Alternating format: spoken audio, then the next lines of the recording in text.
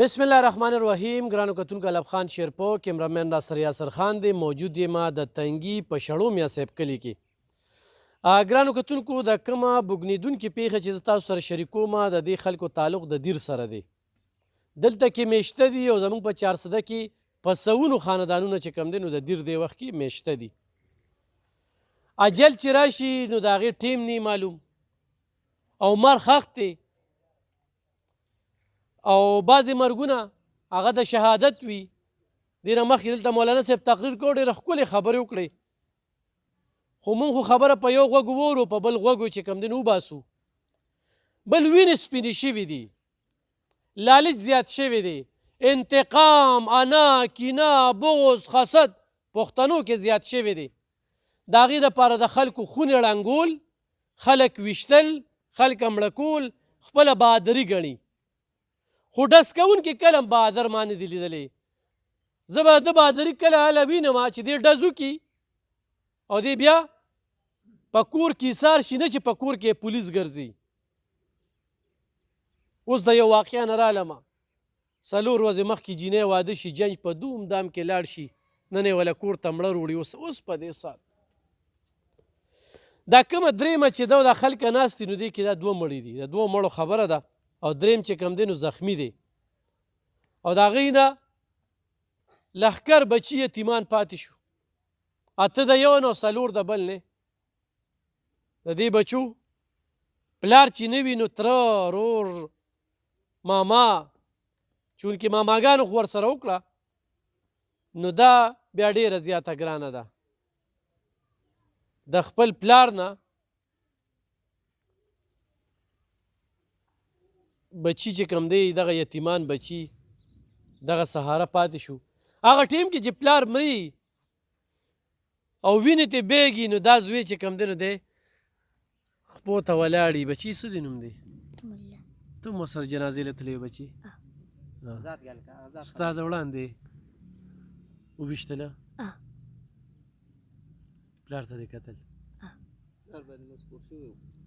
بیا پروت دی. کوم کوم لاسونه یې د وینو څښو؟ دا لاس مې قاطع. ښکلی و دی بابا. کتونکو واقعه چېرته شوې ده؟ په کاټلنګ کې. کاټلنګ کې د خپل رشته دار مړي له جنازې له تلي و، جنازې کې 3 منټه پاتې و. 3 منټه. راشه رور دلته لږ راشه. د دې رور والد صاحب وفات شو. د دې رور والد صاحب وفات شو. دې چې کله دا ماشومان یې ولیدل نو دې په ژړا شو. واقعي چې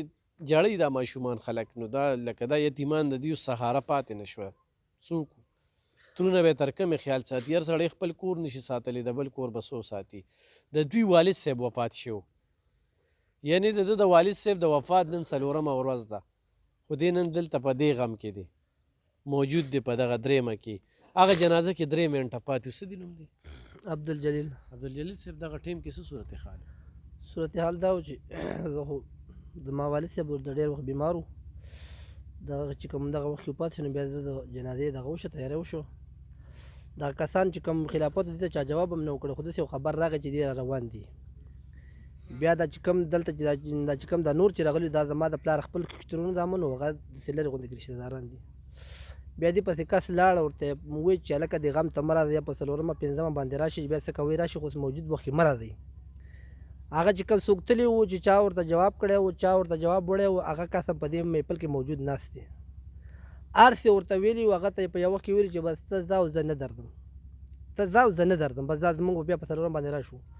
موږ خپل جنازه یې وړله، په قبر کې هم کېښوسته، ملګري را روان دي، څو خلک دیدنو کوي او داسې تېرېږي. په دې کې 2 منټه یا 3 منټه پاتې دي.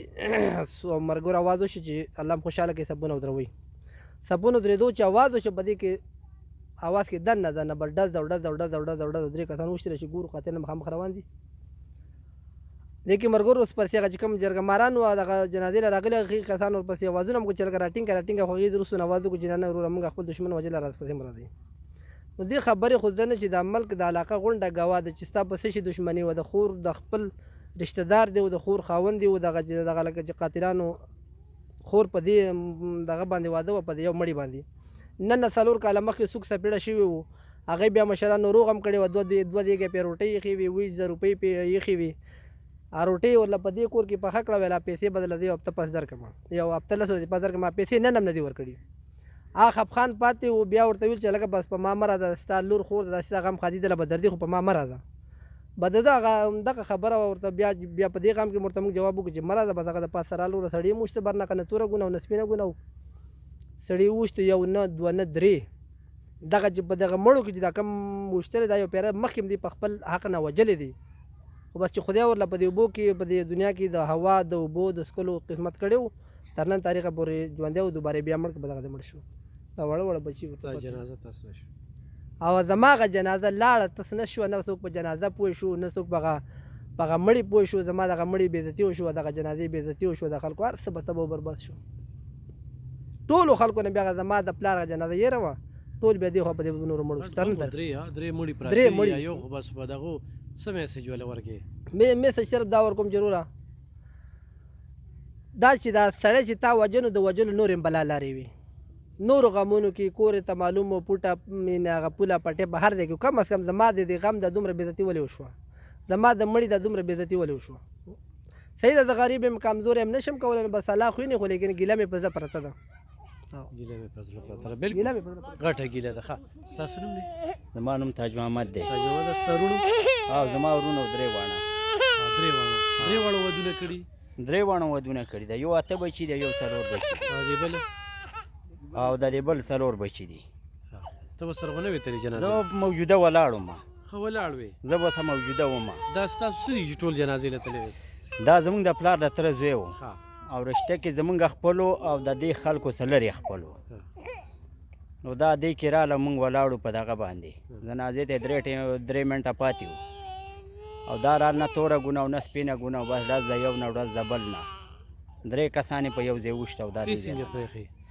زه دا پرېښودم چې زمونږ دا بل ورور یې په مخه کړی په دې باندې ډزې کولې نو چې ما پام وکړو نو دوه کسان یو ځای را پرېوتل نو ما چې په حمله وکړه ما باندې مرستون شو نو ما ته په شا ځان وغورځو په شا مې د ځان خلاص کا نو زه موشتم او نو دې کې دا کسان یې وشه او دا لاړ بیا دا چې چا ویشته له دې ماشومانو څو د دې ماشوم چې دی نو ماماګان دي ښه د دې او د دې ماماګان دي د عبدالرحمن جان مشر زوی دا دی عبدالغفار چې دی نو مشره لور دا ده او دا درې بچي دي دا واړه بچي دي صحیح بچي ته نن خپل ماما یتیم کړی تاسو ولې 27000 روپۍ نه ورکولې خو ولې پیسې نه وې درسره پیسې په هغوی وې ښه په هغوی ستاسو 27000 روپۍ وې تاسو به ترې غوښتئ نه نه دې غوښتې ماما ته دې څه میسج ورکړې چې ته یتیم کړه بچي مونږ ته انصاف پکار دی زما پلار پسه مړ شو پسه مړ شو پلار مې پسه مړ شو بچي ته څه وایې تاسو وروڼه دي درې وروڼه او درې خویان دي اطلاع درله چې راغله چې پلار دې وفات شوي ښه ټیک ټاک دي ځای نه لاړه ته خو څه نه وې تللی که نه ښه ستاسو ورور جي او چې زمونږ یو ما نه مشر و ستاسو نوم دی زما عبدالقیوم نوم دی عبدالقیوم صاحب تاسو مدرسه کې نه جی موږ مدرسه کې نه یو موږ دلته کې دا بل ورور چې کوم دی نو هغه علم کوي او جی او زمونږ دا کشري ورور علم کوي او زخمي دی بچ دی که نه او زخمي بچ دی او څه وایې په دې یاره بس مونږ غیر قانوني راغلل او په خپل مړي د پاسه بس مړم زه وم ولاړم زه وم مړ یم زه کړم زما د ده سره دغه سوک سپېړې نه علاوه هېڅ قسم تضاد نه و نه پسې کور ته تللي نه پسې ښځه سره د ټولو وروریانو ورغلمه او دلته خپلې جنازې ته ولاړم زما دې وخت کې د چا سره هېڅ قسم تضاد نه و او دې رال زما دوه ورونه حالن کې مړه کړل یو ورور مې زخمی کو او دوه ورونو باندې مې د خپل کوشش وکړو خو هغو دې وخت کې د هغو مقرره نه وه راغلې او بیا وروستو دې دا میسج او عام ټلیفونونه دې ټول عالم ته وکړل چې بھئی دا مالک چې کوم دی کوم چې عبدالجلیل دی مېره دې زموږ نه بچ پاتې شو دا نور مونږ مړه کړه ښه په زبردستۍ باندې او هغې باقاعده بیا دا ټلیفونونه مونږ ته وکړل چې بھئی سبا به زه رها شمه زما د دې ملک کې څوک هم د مخنیوي نشته د مړه چې چا کړل د په روز کال یې دور کړی و د مولانا و دې فارغ شوی و څه کال یې دې مفتیتوب ته اوښته زما دا ټول رشته دار چې دي دا ولاړ دي د دې سړي را باندې 2 روپۍ نشته دی دې سړي زما ورور سره سک سپیړه کړې وه خو مشران پکې راغلي دي مونږ پکې د خدای په قرآن باندې د دې کوره نه یو دي مونږ ورته وی بی ته خپل کار کوه خپل مړی دې سنبالوه خپل مړی به خپله سنبالو باقي ستا دا یو لور پاتې شوه ستا دا لور نن 10 ورځ ده چې دا لور تلې وه هغې که 5 شپږ شپې وکړلې او دا لور د ده واپس راله مونږ دې ته نه د بد اړو نه هم د تړکې څه دا د 27,000 روپو خبره چې وکړه دې کسانو دلته راوړې مونږ وله پیسې هم واپس ورکړې وروره دام والا خو خپل مړی دی خپله سنبالوه خپل مړی به خپله سنبالوم بس ستا سره زموږ نور ورور یعنی غم خادي ختمه مړی خو نو شوي څوک څپېړه 4 کاله مخکې شوي مخکې 4 کاله شوي وه بس صرف دا وه چې غم خادي وروره تا خپل کار کوه د خپل یو رشته دار مړو او مونږ وله د هغې زموږ سره نږدې اشنا خو مونږ هغې د واله نه ایتلي چې هلکه زما مړله نه راځي مونږ وایي سبا به دې مونږ ته وایي چېرې زما غم له رالې مونږ د هغې غم له نه ایتلي دلته زما ډېر رشته دار موجود دي د دې نه بار هر انټرویو وکړه او زمونږ د علاقه کې دا پته ده چې مونږ چا سره نه د شر یو نه شرونه کوو نه چا له شر له تلي خپل مړي له تلي د خپل مړي د پاسه دلته زمونږ 25 کالونه مونږ دلته کې اوسېږو جی او الحمدلله زما موبایل نمبر دی 0309 95 59 818 نمبر مې دی د موبایل بچي ستاسو نمبر څه دی نمبر نشته تا ته یاد دی بچي دا تره دی کتونکو خو باس ډېر مو کو د دې رور خبره خو مونږ ته د اعلی ادارو نه یو خبرې بخښنه غواړم مونږ د اعلی ادارو نه دا مطالبه ده چې بھائی مونږ ته د انصاف میلاو شي او انده دپاره داسې اونې چې نورې میندې داسې ونه جړېږي لکه نن چې دا وجړېدې دا ګلاني ماشومان پاتې شو مونږ له صرف انصاف پکار دی چې زمونږ اواز دی وخت کې هره یو اداره اوري هغې ته زما دا درخواست دی مونږ له د انصاف وکړي او چې یو عالم پاسي یو مفتی پاسي او یو نه 2 نه 3 کسان 4 کسان بلکې دا اجني نو مونږ دپاره د انصاف مونږ له پکار دی چې مونږ له د انصاف راکړي کتونکو دغه رور د انصاف غوښتنه کوي خو دې بچي ته وګوره دا بچي هم د انصاف غوښتنه کوي دا بچی هم د انصاف غوښتنه کوي د دې ماشوم چې کوم دی دا بابا او دې ماشوم باندې خو یو داسې لمخه تېره شوې ده چې د خپل پلار په دغه سلی باندې پروت و لاسونه د وینو تک سره او بابا چغې وهلې په دغه ټیم دغه جنازه کې دا هم موجود و دې ماشومانو ته وګوره د سره دی ستا د موبایل نمبر څه دی 0302 80 38 705 کتونکو دا موبایل نمبر مې درته په دې دغه کړی چې دوی دلته کې میشته دي دا غریبۍ د خپل علاقې نه راروک کړي دي خاص د مستۍ نه یو بل علاقې ته نه دي راغلي خو دلته کې 15 کاله وشو چاته ګیله شکوه نه ده کړې شړو میا صاحب دا یو ډېره ښکلې علاقه ده خو لکه دا 8 یو 4 بل 12 ماشومان د ټول خوراک له خولي دي یو هم پکې دغه نشته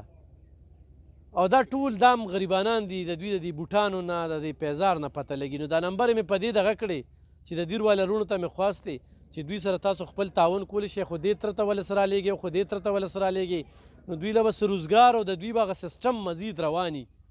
ولې چې خوراک په می د دوی تعلیمونه پکار دي دا ټول هلکان دي نه چې دوی داسې راغټ شي او تعلیمونه ونه کړي دا ټول چې کوم دی نو د دیر نه رشته دار راغلی دا وګوره جي دا ټول د دیر نه رشته دار راغلی دي نو د خلکو رشته ډېره کلکه ساتلې ده او بیا د سیل مې چې کوم دی د پلار د تره د زوی یعنی توت ته توری ختلې ده موږ خلک داسې رشتې نه پالو چې داسې جنازو له ځو ټول وروڼه تللي دي 3 پکې ولګېدل 2 پکې مړه شو یو پکې چې کوم دی نو زخمي شو او هغه یو وایي چې ما ځان بچ کړی دی موږ د دې واقعه نه چې نن خبر شو نو دا دې وخت کې زموږ په کلي کې دي زموږ په علاقه کې دي او موږ ورته میلمانه په دې نه وایو چې زما چې څونه عمر دی نه هغه همله دوی راغلي دلته کې آباد شوي دي نو دا دې یو ضعیف خلکه دي د انصاف غوښتنه کوي بهرحال پولیسو ګرفتاري کړې ده کسان چې اف آی آر په چا کړی ټول یې ګرفتار کړي که ټول یې ګرفتار کړي دا یو ډېر ښه اقدام دی خو یو خوا د دوی دا غریبي ښیمه دا مظلومیت یې درته ښیمه او بل درته دا ماشومان په دې پریم کې تاسو ګورئ که نه دا ماشومان درته ښیمه نو په سعودي عرب کې په دوبۍ کې په بل ملک کې چې څونه د دیر کمیټي ده او هغوی څه کوي نو دې رشته دارو کې به څوک پیژنې په خپله راشي او د دې 12 ماشومانو دا خپل بچي وګڼئ پلاران یې خو ترې واغېستل دا خپل بچي وګڼئ یو چې جوبل دی نو هغه هم د کار جوګه نه دی د هغه څو بچي دي 4 د هغه هم دي 4 د هغه دي نو دا 14 ماشومان چې کم دی نو دا چا نه تپوس وکړي دا ماشومان انصاف غواړي الله دې دوی له صبر ورکړي نور د شهادت مرد دی ځکه چې جنازې له تلي وو او په جنازه کې د ځانه خبر هم نو او 10 چردام کې وو او د یو مشر جنازه کوله او په هغې کې پته ورته نه وه چې دې ځای نه ښه په خوشحالۍ وتلي دي او مړي به شړو میا صاحب ته راځي نو هغه الله دې هغوی له بښنه ورکړي او الله دې دې خاندان له صبر ورکړي او د انصاف غوښتنه کوي پکار دا ده چې پولیس په دې کې خپله فریق جوړ شي او دې کې داسې انویسټیګیشن وکړي چې عدالت په طبع کې بیا رو ګودر نه وي ځکه چې کله هم رخایي کېږي نو دا یاد ساتئ پولیس والا ته وایم د کاټلنګ پولیس والا ته چې دا د پولیس د ناقصه تفتیش په وجه باندې کېږي نور څه جی او بالکل بس زمونږ ما مخکې هم تا ته ویل اوس هم وایم چې بھائی زمونږ عام ډي جي صاحب پورې زمونږ دا درخواست دی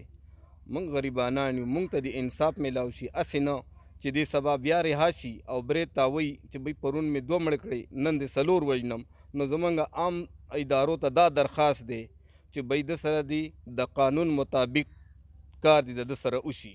چې کم قانون غواړي هغسې د کار د دیو سره وشي هغسې دوی سره وشي او د دغه بچو ته انصاف میلاو شي ډېر او دغه بچي دي مسلې شروع شي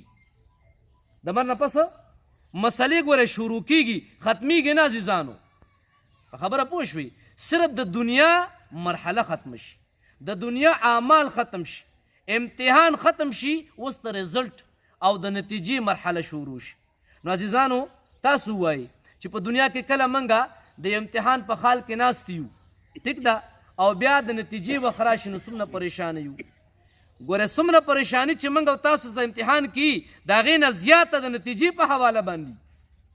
چې ما ته به څه میلاویږي زه به څومره نمبر اخلم زما به څه کیفیتي نو عزیزانو ډېر سخته مرحله د مرګ نه وروسته را روانه ده د هغې دپاره الله حل ښودلی دی د هغې دپاره الله د هغې د کامیابۍ راز ښودلی دی قرآن کې الله تبارک وتعالی بار بار بیان کړی دی نو عزیزانو موږ تاسو له پکار دي چې هر وخت